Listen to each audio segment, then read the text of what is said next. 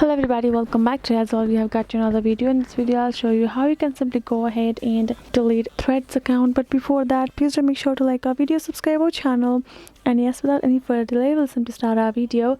For that matter, what you're gonna do is simply gonna go ahead, first access your Threads app. Once you have done so, you're gonna go ahead, tap on your profile picture in the bottom right to go to your profile.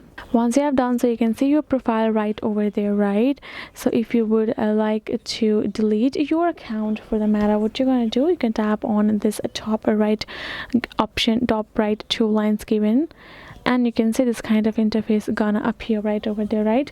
Go ahead, tap on this option called account just below the privacy, and you can see deactivate profile, right? Simply go ahead, tap on that particular option, and now you can simply go ahead, deactivate Threads. Deactivating profile is temporary. Profile Threads replies and likes will be hidden until you reactivate. So Threads is basically connected account with Instagram itself. So if you delete your Instagram account which is connected within it, then it will be deleted.